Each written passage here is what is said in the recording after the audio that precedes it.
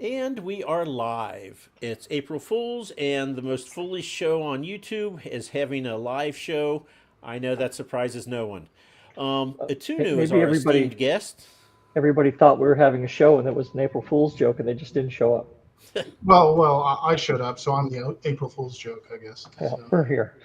And So, if normally I think people are pretty much expecting Mike and I to have interviewed our guest, 2 minutes before the show started so we can learn all we can about them. And I will let you all know that we started doing that, but then we got talking with Utunu about English football and American football, and we never once talked about books. So we'll have to do that now, and we can all learn everything he has to tell us together.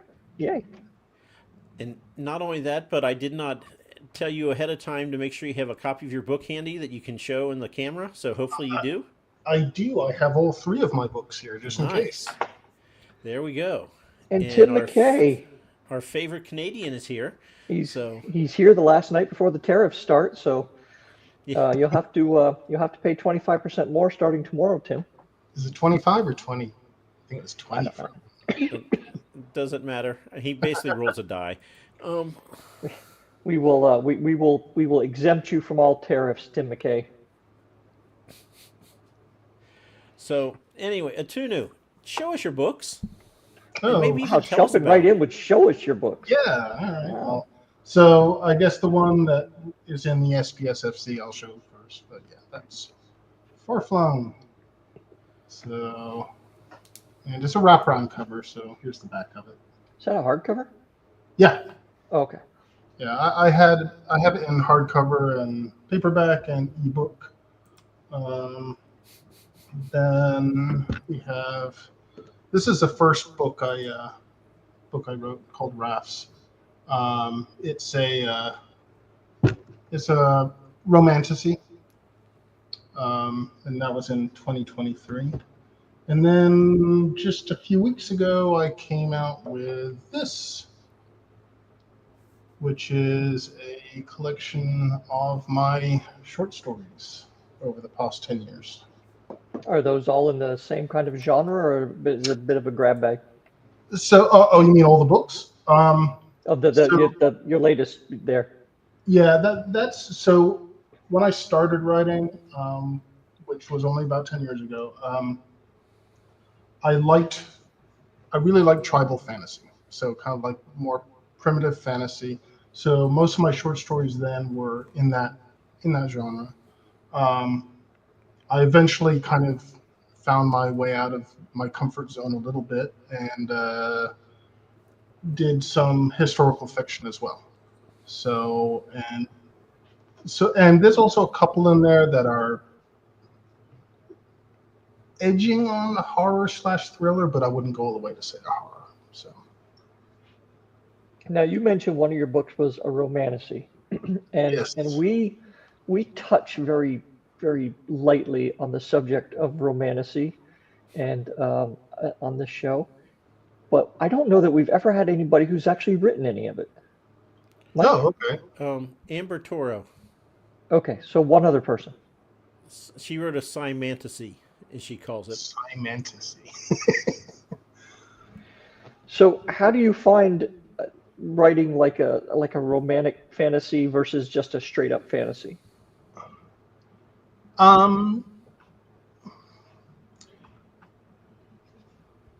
it's more of a character study exercise for me. I wasn't going out specifically for the goal of writing a romance. It's more of a in the stuff I write, I love exploring relationships and characters. And this particular my romantasy book, which it you know, I will forewarn it's gay and it does have some erotica in it. So for those of you who are averse to that, be forewarned. Um, but that one actually came out from a D&D campaign that I had created. I had made a campaign, and I had a little coastal village that I filled with some NPCs, and I had decided that there were these two characters in a interspecies relationship of human and gnoll, and that they were pearl divers for this coastal village. And I realized that, hey, I think these guys have a bigger story to tell. So I took them and I wrote this story about them. So that's where that one came from. And how is that done? Not how well has it been received is the question I'm asking. Very poorly, though it was. This one has been received remarkably well. It really kind of gave me some feeling of validation for my writing, since it was the first book that I put out. And I've gotten so many people who have just reached out of the blue to say, I absolutely loved your book. It made me ugly cry. And Which one's that? Farflum? Rafts, the one the romantic I was talking about. Sorry. So yeah, it's been really well received. It's like, I think there's like 70 or so reviews on Goodreads, and it's like at a 4.86 or something. Nice. Yeah. So it's doing really well. Yeah. So I have a question that's going to make Ro roll his eyes, because I haven't asked this in a while. You're going to start it this early? Because we don't have that many English guests. Uh-oh. So for your scone, does the cream or does the jam go down first? For me, the cream. Cream. Okay. Yeah. Because I forget the I guy's usually name. like using like the deafened cream or clotted cream for that, and then put my jam on afterwards. Because the author we had from Cornwall said that you put the jam down first if you have nice clotted cream, because you want everyone to see that. If your clotted cream is terrible, you put that down first and cover it up with the jam. Oh, okay. So, but anyway, now that I've annoyed Ro, go ahead. No, Ro. that question, I thought you were going to go do the other dumb question you always ask. No, But that's all right. coming. All right, that's later. That's later. So how'd you find yourself in Texas? So my family moved here in '85 for my dad's job, and I've kind of been here for the most part ever since, because Austin is actually quite a technology hub, and it had some of the earliest game companies, and that's what I've been doing. I'm a video game developer. I've been doing that for 34 years now. So Any chance any of your characters are going to make the transition to video games? no. Oh. No, back in the 90s, when it was much smaller teams and you could have much more control, and sure, but right now I work for a large company and I'm a programmer, so I don't really have much say on the design and content that comes out. So, All right. and I'm too old to do the whole quit and do an indie game thing. So, Yeah. And to EL's comment, the old saying, you can always tell a Texan, you just can't tell him much. You know what? You'd be surprised though, where he is down there between San Antonio and Austin. There is actually like a little diaspora of English people down there around Green, Burney, all that kind of area. I didn't realize that, actually. Yeah, there's a ton actually. They just haven't opened a decent British food store down there, which is what you're missing. Does such a thing exist? I was waiting for the joke. It was coming. I was counting. Watch it, Michael. You just watch it. Well, one person down. It's just you and me. Well, I happened to go to the store tonight here where I am, and I picked myself up some. Oh yeah, I love those. Yeah. And some hobnobs as well. So. Okay. Cool. Yeah, I like the dark chocolate digestives. Those are my cookie of choice there.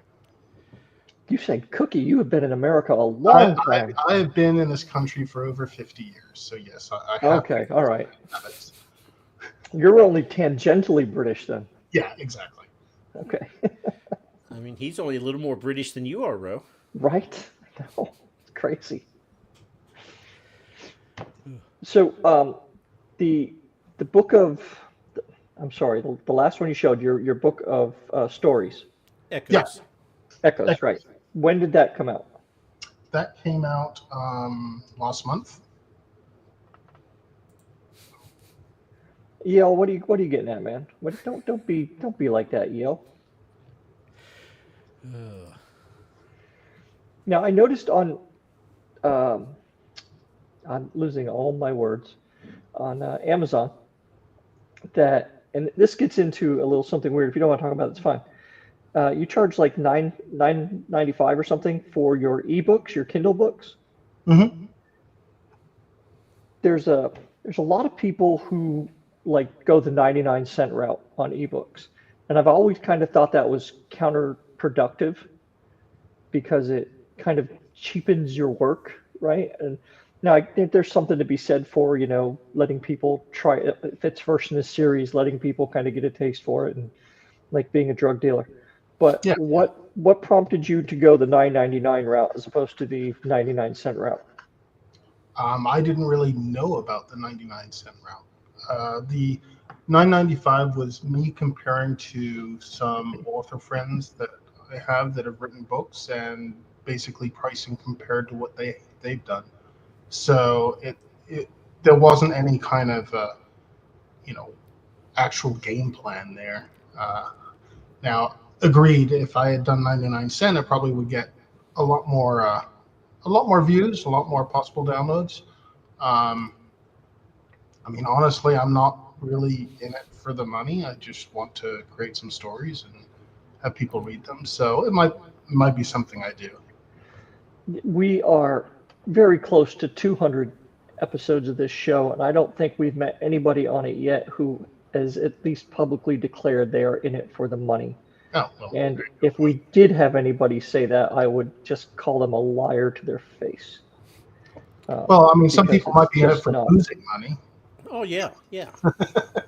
Yeah, we're all in it for that, and we're killing it, by the way. Yeah, I mean, these covers don't come cheap,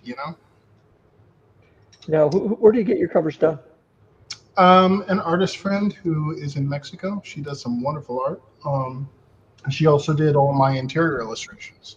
Yes, I actually have interior illustrations. So. Always good to have an artist friend. Everybody needs one of those. Or just a friend. Yeah. Do you take your books out on the road? Do you go to like Comic-Cons and things like that? You got a ton of them down there. I do go to conventions to sell my books, and so that's always enjoyable because, as time has gone on, I have people who come up who've recognized me from the first book, and so they're like, "I love this. I want to get your new book," and that's a really nice feeling. So. Do you have like some of your characters? I noticed from the covers are kind of like say it for me. Anthropomorphic. Thank you. Do you ever think about getting like plushies made or anything like that?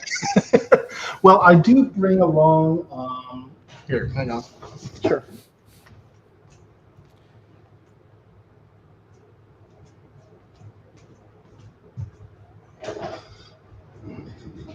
These two are part of my table setup for when I sell books. They're my two Fennecs from Farflung. So.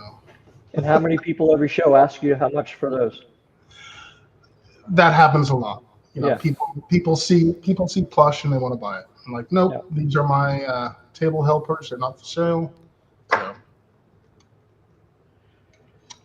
So you may want to look into it depending on how much they cost. For years, I've given away little metal swords about yay tall as bookmarks, and everyone kept saying how much just to buy a sword, how much for a sword.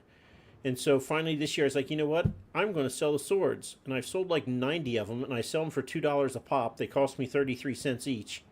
Oh, nice. It is the biggest, windfall that I get every time I make a sale. I'm like, wow, I made much more money on this than I do on a book, percent-wise at least. Yeah, I actually have bookmarks because, the art is really nice on these. I must, and so I have bookmarks made with the art, and I will sell those as well. I also had some prints done of the art for people who want prints. And wow, the profit margin on prints is... Oh, it's great, isn't it? Yeah. Yeah. because you get them made for like 50 to 90 cents a piece. Yeah, And, and you sell them for $15 or something. right. So Yeah. Unfortunately, they don't sell quite as many as you'd like, but um, uh, so gentleman that's been on the show a couple times, James Maxey, sells buttons quite a bit, and I like with pins. yep. Yep. And he said he sells enough of those to pay for all his table fees throughout the year, and he does that as a living. He goes to a ton of shows. Oh, nice. He probably goes about So 30. The other thing he said is that he has a metallic board. He has like 100, 120 buttons on it. And he's like, yeah, I noticed that everyone kept buying the Bigfoot series I made because he makes random buttons just out of free art that he can get. He's like, everyone kept buying the Bigfoot, so he wrote a book, Cryptids. He's like, it's my best-selling book for 3 years now. And he goes, the only reason I knew to do this was because everyone was buying my stupid Bigfoot buttons. And I said, Cryptids must be in. So he's like, so this is kind of like, research for me too. And I'm like, great. What's selling now? He's like, dragons. I'm like, thanks.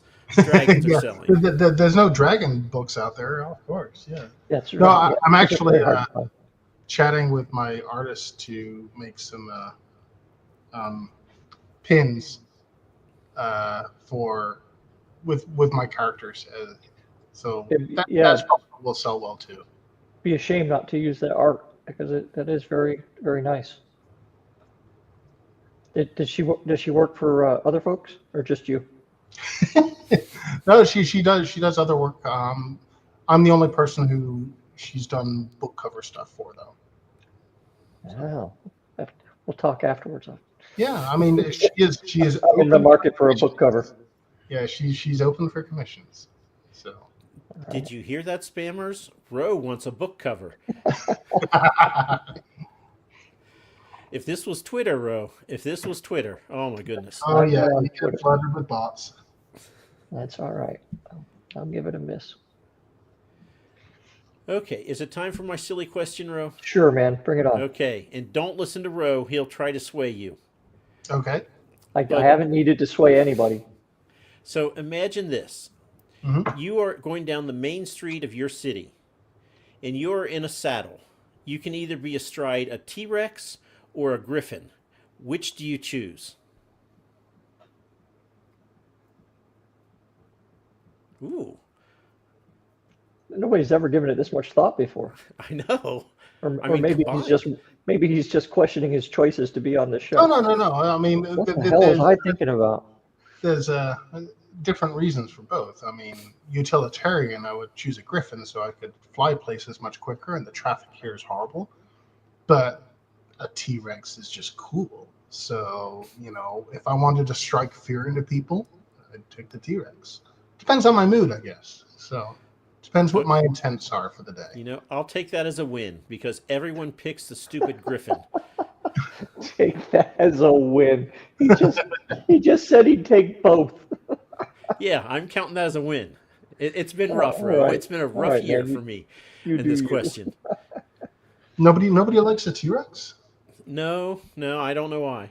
He's had one T-Rex taker in about the last 20 asks. So that's all Two right. now, two. Okay. One Was it a guy with really long arms? It was Tim Wolf who has a lizard Okay. man on his cover, so yeah. Yeah. And then EL always backs me up. And I didn't say harness this time, EL. I said saddle, so you can be happy. There. Okay, I got my two silly questions in. I'm happy. Okay. Mike has fulfilled his obligation to the show. Outstanding. Utunu, what kind of stuff do you read that got you writing what you write? I was a voracious reader when I was young. I mean, I grew up with I started reading fantasy and science fiction, I guess, in the late 70s, and I just devoured as much of it as I could. And I think my first fantasy series was Le Guin's Earthsea, and that had a big impact on me. I love her prose and everything, and the stories she writes. And I I just kept reading fantasy and science fiction throughout the years, throughout the decades. It's I think because I've had no formal writing training. It's been I hated English in school. I didn't want to do anything to do with English or writing. I was a science and math kid, and it was only until I was much older that I'm like, hey, I have stories I want to tell, and I think that having read so much stuff has helped a lot in knowing how to structure stories because I know what I like and that's what I try to write. So this is weird. Perhaps the two of you can walk me through this. All the people we've talked to on this show over the last 2 years, the preponderance of them are STEM people. We get very few English majors other than me. Oh, okay, interesting. Right? Most of them, Mike's a chemist, engineers, all Accountants. that. Don't forget the accountants. We've had like 5 of them on. Numbers people and measuring people and all that, but very few actual English majors and writers, people who like quote unquote trained to write. So what the hell? I think a lot of that is because We're repressed. English English majors, I guess, tend to go for more the general fiction. Science fiction, you've got a lot of people who are in science and have that creative streak, and therefore you get science fiction. That would be Even in the fantasy realm, though, right? And the fantasy realm is really any ding dong snarfing pot smoking kind of D&D player could be in the fantasy realm. You can just make up all the shit, right? Ro, What? if you're a STEM like me, as opposed to you in our writing, what do we always talk about? I have a magic system and I have rules that have to be followed, and I will look up and what would the temperature be on Exmoor in October before I write, because I try to be as accurate as possible. Whereas you're like, just make it up. It's fantasy. It's Therein called lies the magic. difference. The answer is magic. Yeah, I love making magic systems. Like Oh, yeah. in my collection of short stories, there's about 5 stories that have completely unique magic systems from one story to another, and I just love making those kind of rules. And it's something that I'm kind of proud of with Farflung is that the magic system or the psionic system is very well defined. It's consistent, internally consistent, which is very important. Mhm. Yeah, it makes sense. And I personally always get frustrated when I read things where it's hand wavy. If you're going to insert some hard science in there or some specifics in there, you can't just then hand wave away the other stuff that might come up. So I'm assuming the D&D playing kind of informed your psionics and all that kind of stuff. But not if really. you no? Yeah. Okay. No, I mean I've played D&D since the late '70s, but that's not where I've seen psionics done necessarily. It's more been in books I've read. So with all these different magic systems, then is there a reason you haven't? Do you just like building them, or are you constantly trying to like find new ways to kind of skin that cat, as it were? I just like building them. It's a nerdy thing, I guess. Yeah. So, Ro, for Protani books, I came up with 5 unique magic systems, and I haven't got to all of them yet after writing 4 books. There's still one that I haven't even touched yet, but I know the rules of it. I could tell you now, but I'm not going to because, we're not interviewing me. But yeah, When's that ever stopped you before? trying something new. It's April Fool's Day. Fair I enough. want people to think I'm a responsible interviewer. Oh yeah, that's the April Fool's joke right there. Do you have a big mailing list and all that with like alpha readers and beta readers? Nope, I don't even have a mailing list because I have no idea what I'm doing as far as a marketing, public knowledge kind of thing. It's mainly has been word of mouth and friends and things like that. Then you are And right conventions. with So, everybody else, and none of us have a clue. yeah, Think on the marketing is this foreign thing that I don't understand. So. We all try, but I don't know that any of us are hugely successful. There are a few people who do pretty well, actually, but But yeah, I don't have a mailing list. I probably should do that. My wife keeps telling me I should probably do that, but I haven't yet. I'm lazy. how many books you think you're going to have to be into it before you decide to do it? I don't know. I mean, I've got a sequel coming out for Farflung, so it's going to be at least 4 before I consider it. I've got more important things to do, like write actual books. I don't want to worry about that other stuff. Oh my God, you're preaching there. So EL has just insulted or tried to insult either you or Mike and I. I'm going to assume you. Excellent. Yeah, the other one's really hard to do. So how was I insulted here? You are in common company. Good company would be a stretch. Okay, I see. You're in company. You're in company. You're not alone here on this box.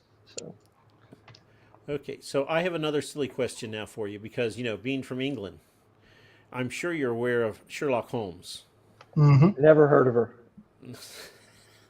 So, give me what your main character, one of them at least, from Far Flung.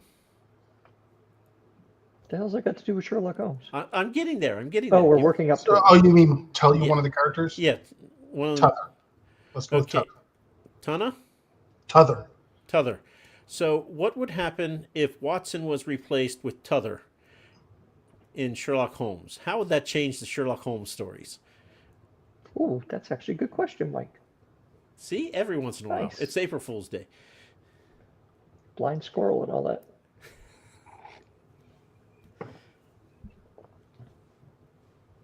Well, Tuther is slightly autistic coded, so it would be interesting having 2 autistic coded characters together trying to solve things.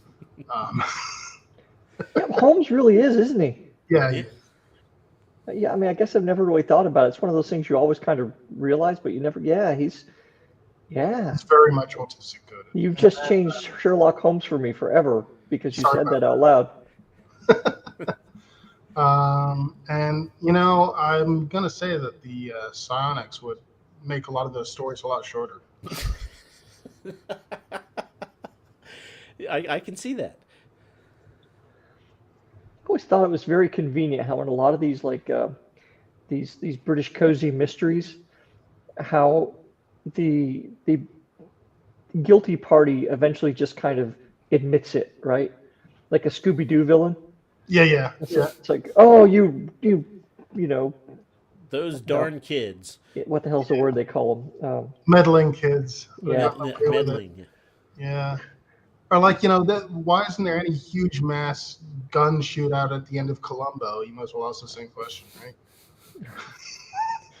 Columbo reference. That's the Wayback Machine. Yeah, if you ever come across a lovely small English village, just keep going.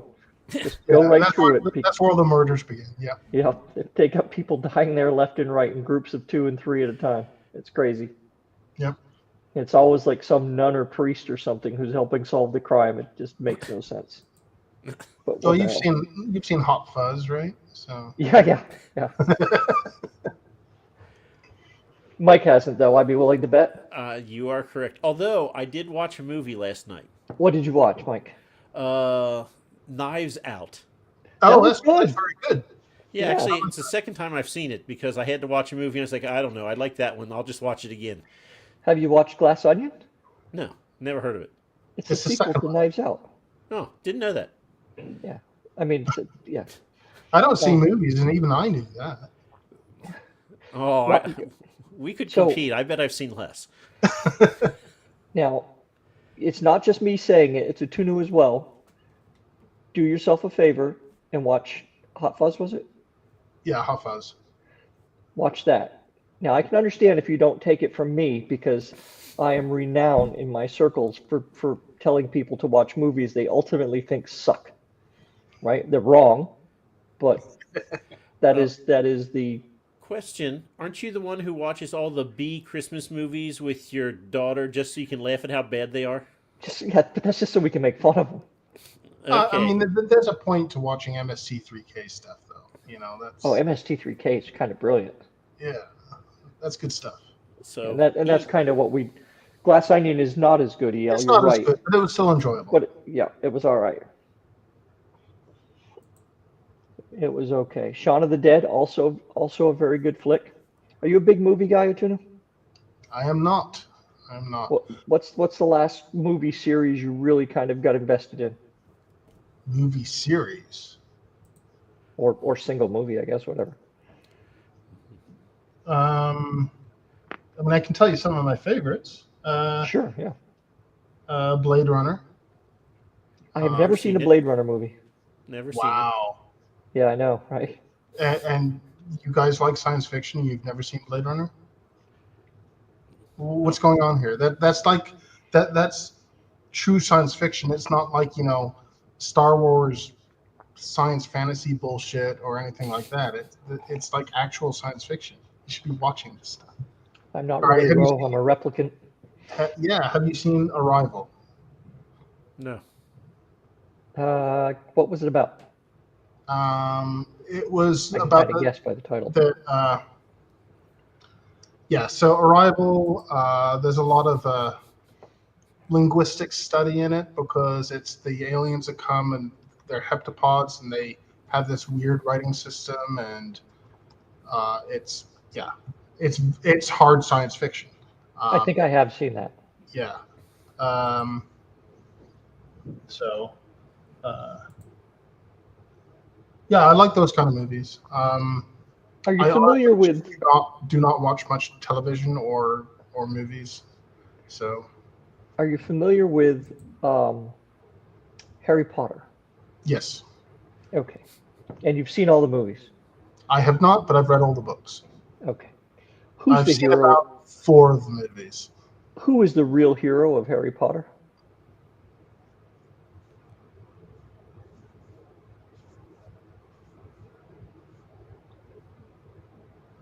I don't remember enough of Harry Potter to answer that, but I know who the hero isn't, and that's Rowling. Yeah, well, okay. That's fair answer. We won't get into the AI conversation either. Yeah, probably. Yeah, I am vehemently against AI, and I'm vehemently against um, her Against anti-trans stance and all that. Well, she was smart at least in waiting until she had all the money in the world before she said Yeah, anything. I mean she's screaming from her castle, so yeah. Right, yeah. You know, she's got J.R.R. Martin locked in the basement, not letting him finish his book. I think he's got plenty of money. It's like I couldn't be bothered anymore. That's right. Yeah, it's just like I I'm mean, working I on it. enjoyed those books when I read them. I read them long before the series came out on television, and I liked them. And I mean, yeah, they're not exactly filled with hugs and daffodils or anything, but they were enjoyable to read. So if they were going to make a movie out of your book, who would be in it? Well, we're talking anthropomorphic animals, so that's kind of difficult. Voices then.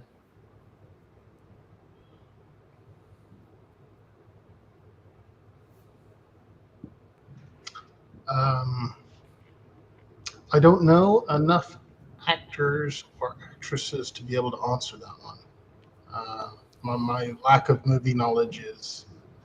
If you ask my wife that, she'd spout off all sorts of people that it would be appropriate for my various characters. But um, as long as they have vaguely English accents, I'd probably be fine because that's kind of how I write them in the book. Do you see it as a live action CGI heavy or animated? Animated. Yeah. Okay. Well, but you could look. You got options. You could put like a trading card game out and everything. I mean, you could go crazy. The world is your oyster, man. So I'm going to mix things up, and I'm going to ask a serious question. Uh-oh. Look at you. But first, I don't know what that means. 3 of those 4 words I don't know. Um, I don't I'm know. laughing, but I don't either. Oh dear. All right. So Janine is my wife, ah, and I don't know Hi, who Mrs. Utunu. who is, but Shima is the Noel in my first book, Rafts. and of course, EL knows. But anyway, my serious question. Serious question here. Come on. Okay. What part of the writing process do you like most, and what do you like least?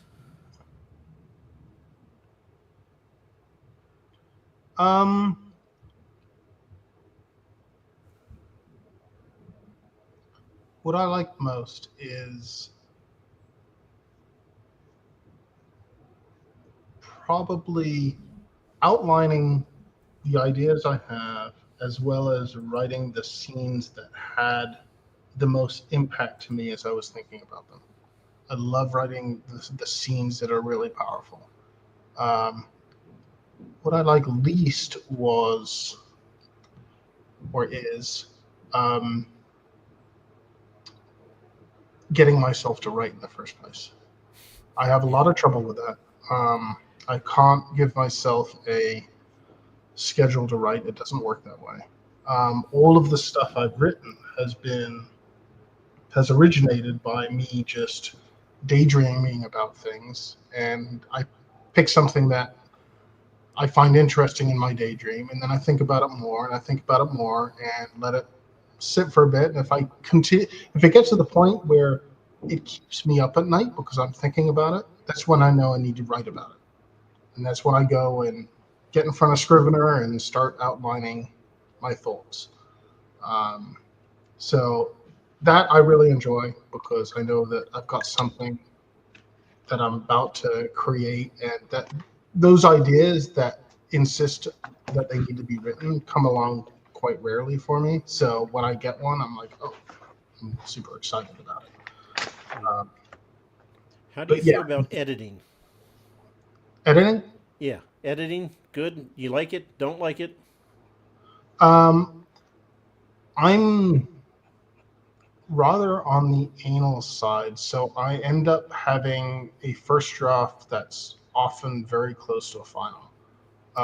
Unless I have a writing group, and they have offered me, lots of feedback and everything, and in the writing group. And I'll often have minor changes that I make, but I have yet to have something where there's significant changes in that respect.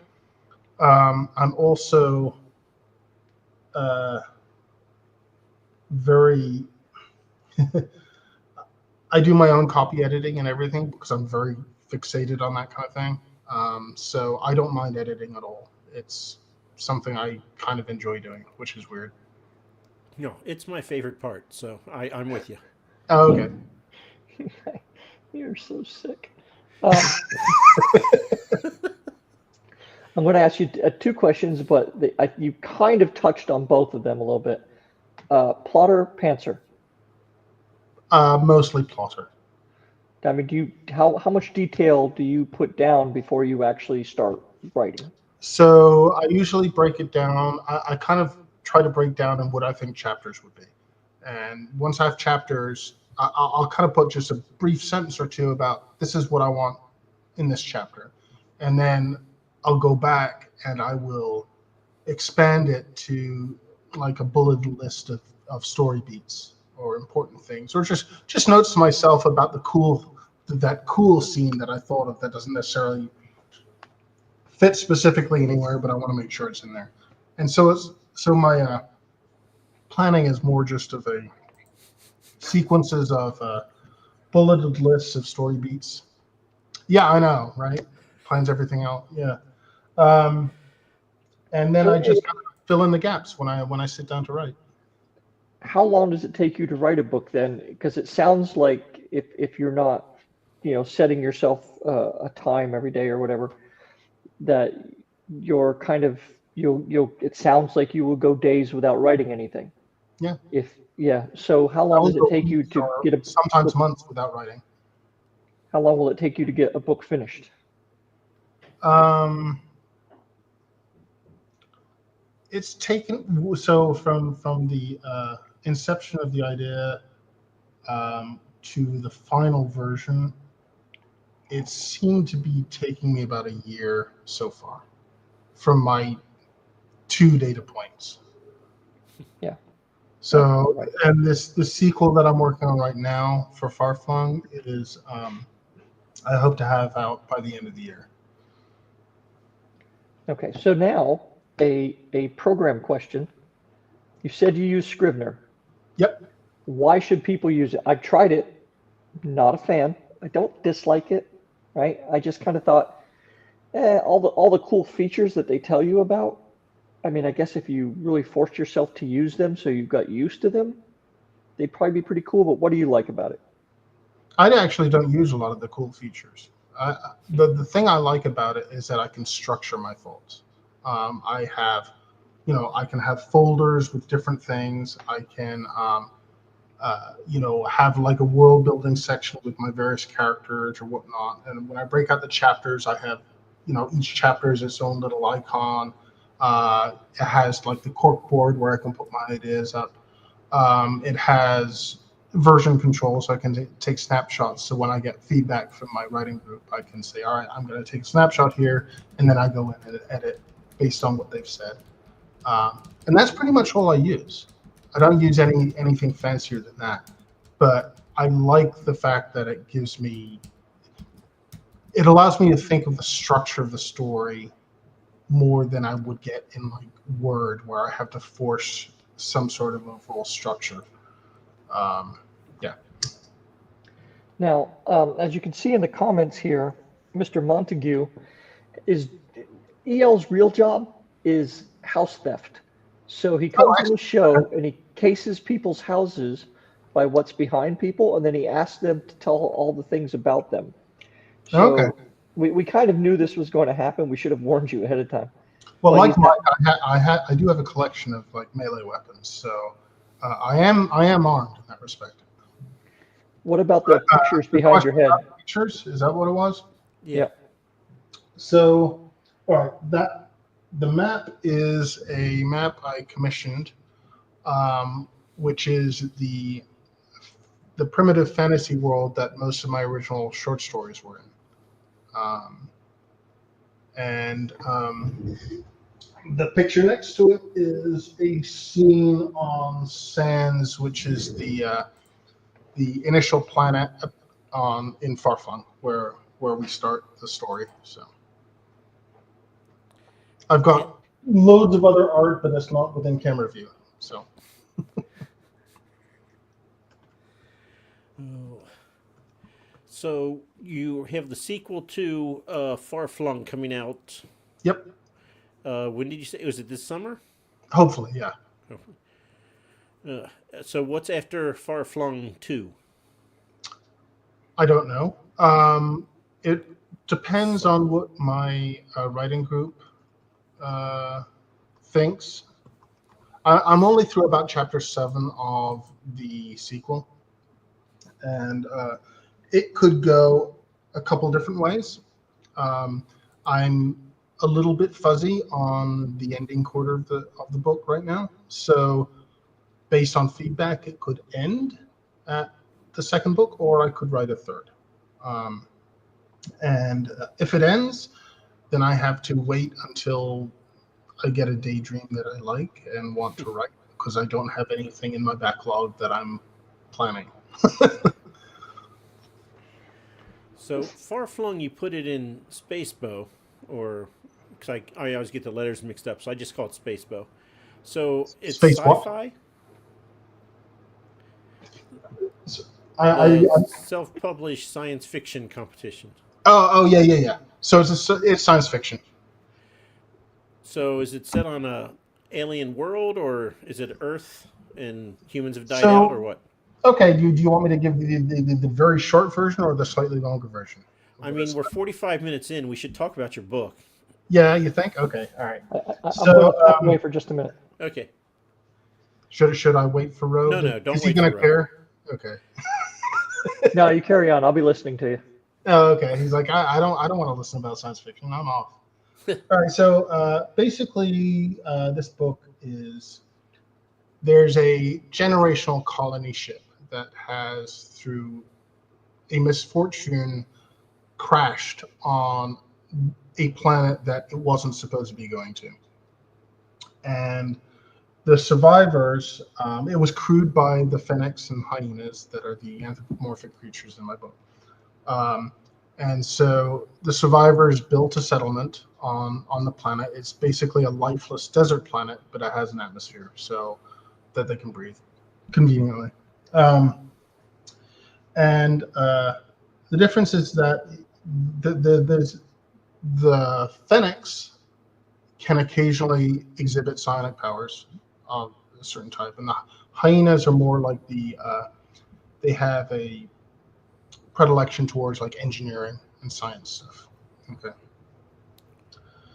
So what happens is they crash, they build a settlement with the survivors.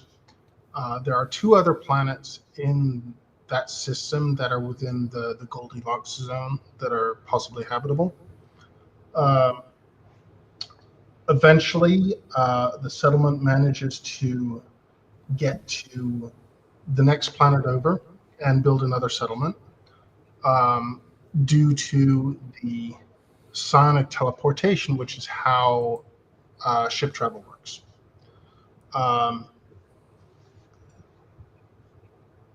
Unfortunately, that avenue kind of got lost, and so the two settlements on the two different planets were relatively isolated from each other. However, they do get close enough in conjunction that they can make the attempt to do the travel between the two settlements to, trade the things that each settlement needs. Because one is a very lush kind of jungle planet, and the other is this lifeless desert.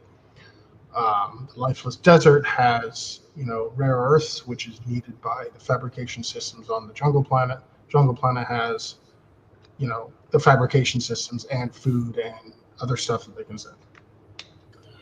The other thing is that the desert planet tends to have Fennecs that develop sonic powers more than the other one, whether due to some epigenetic effect of the planet, some environmental thing, they don't know. So one of the things that they want to do is take prospective psionics from Sans, the desert planet, over to the other one. And so Sans has a retrograde orbit, so they get in conjunction relatively often, and they make the teleportation hop journey with a shuttle and analyze up and coming Fennecs to see, hey, do you have the sonic powers to come help out? Against all that backdrop, sorry if this is TLDR, but against all that backdrop are the three main characters. And it's very much it is a character-driven story in that these are three very close friends, and the imminent arrival of this shuttle, because one of them is very psionic, will cause them to become separated. And so it's kind of a balance between their friendship and the strength of that, and their desire to be together, and the societal expectations of helping their settlements to be able to communicate more readily, because they now have the ability to take the shuttle more often. So that's kind of the conflict there. It's very much a character-driven story, which is something I really like to do. So that's kind of what it's about. Hopefully that made some sort of sense. I was kind of blathering a bit. No. You were wrapped into your book, which is good. But I want to. You said hyena engineers, and it made me think of something totally off topic. but you No. might be able to appreciate this. So yesterday, apparently, and this is like this made me so happy. A company I'd never heard of called Ketchup Entertainment Oh spent yeah. around $50 million Yep. to buy the movie rights from Warner Brothers to the Coyote versus Acme movie, and it is now supposed to be shown in theaters sometime in 2026. So, yay. No matter Yeah. what That's happens in awesome. 2025, that is a good thing. I am so I'm happier than a man my age should be about this. Yeah, I'm chuffed by that too because it's like all these people who spent, you know, so much creative effort to make that, and then the studio just decided to write it off for tax reasons. I mean that's a representation of the world we deal with now, isn't it? And it's lovely to see that it'll actually see the light of day and people will get to see it. So Why is this a good thing, EL? Because it's Coyote. Coyote And I Roadrunner. and I hope Roadrunner frickin' loses his teeth in that lawsuit. Of all the old Looney Tunes, my favorites were Coyote and Roadrunner, and whenever it was like Bugs and Yosemite Sam. Yeah. Yeah. Well, Coyote also and Sam the Sheepdog. There was not a bad one of those ever. Yeah. Hey, Ralph. Morning, Sam. Yep. Those were fantastic. Yes, All yeah. right, Michael. Good movie. Is it time, Ro? It is. While So- you lead this up, I'm gonna give me a number 1 to 20, Utunu. 17. 17. Okay, Utunu, I have to ask about the psionic abilities here. Yep. So if you have say you have psionic abilities, what can you do to me? Or do you have to be like in direct line of sight, or I How does cannot do anything to you with these psionic abilities. It's not like the read minds or the coercion or anything like that. They're actually a little more grounded than that. okay, cool. So I need you to pick one of the characters from Far Flung.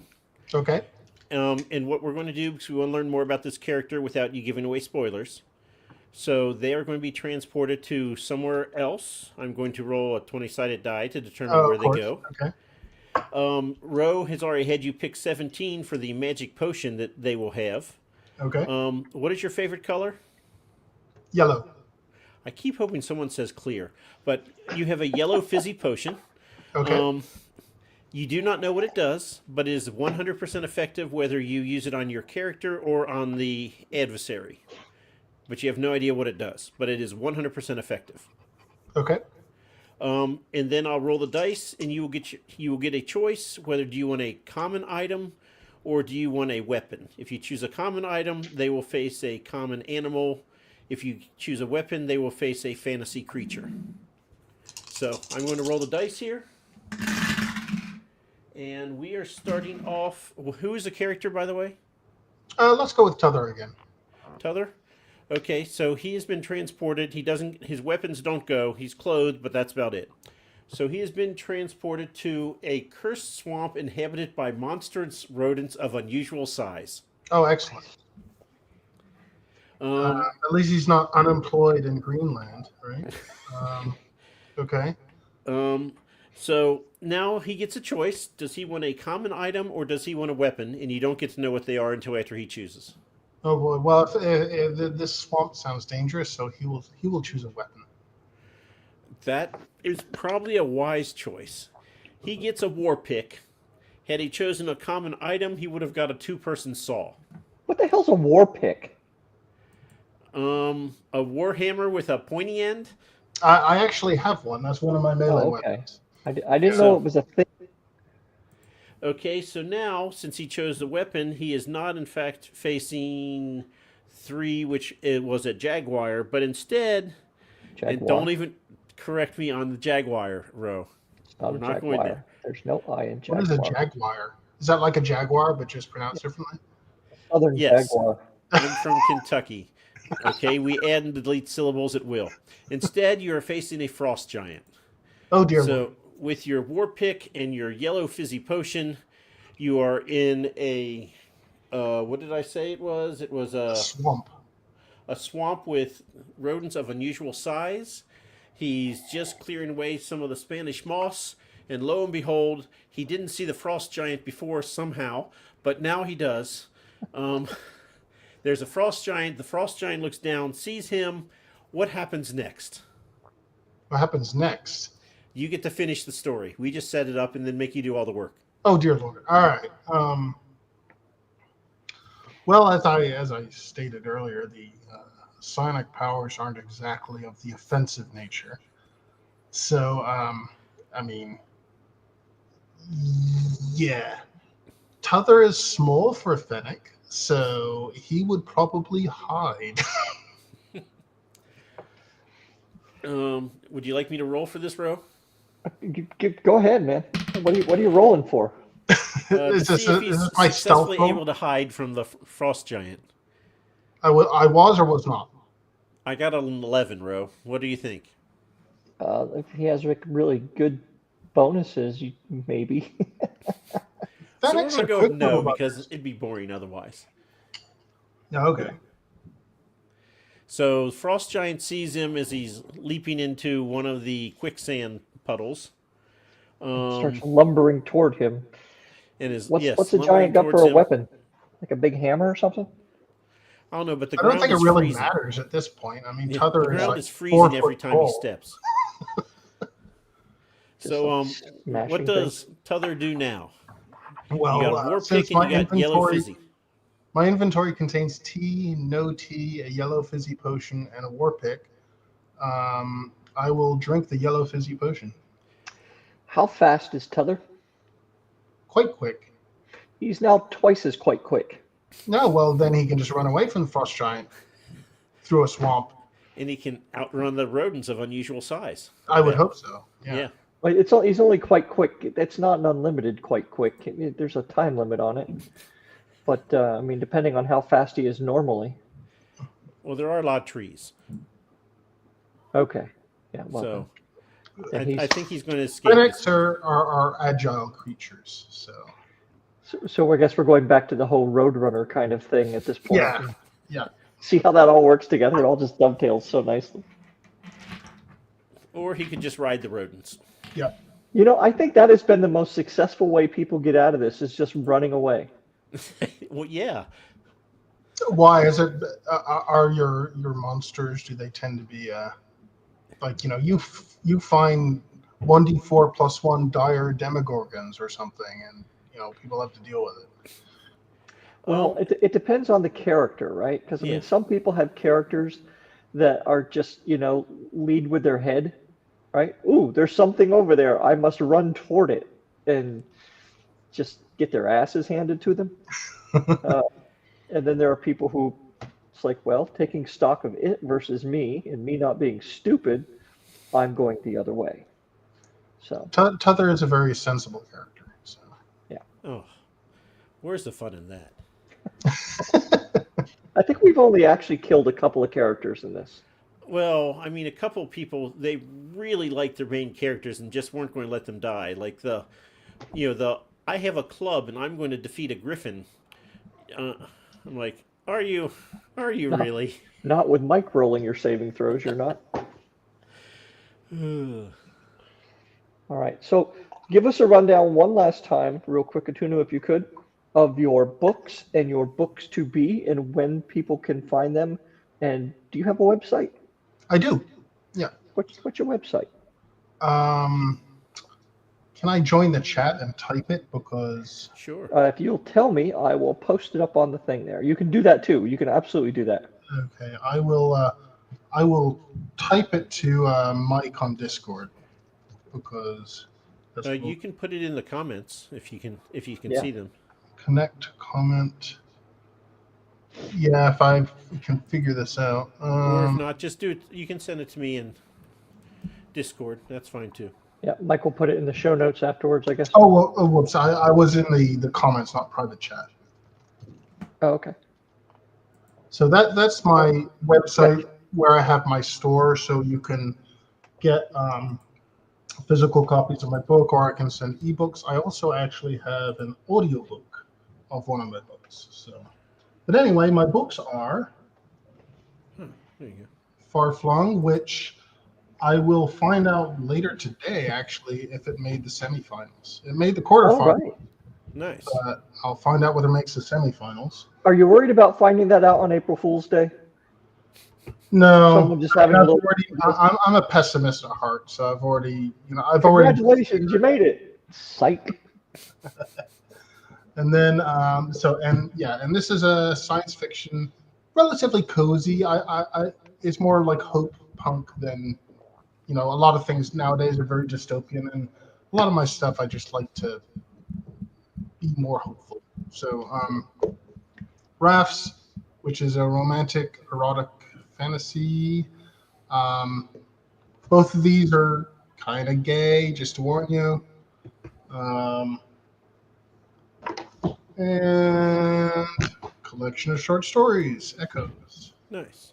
So these are all also available on like Amazon and stuff, but obviously if you get it from my website, it's a lot better for me because Bezos likes to take every penny.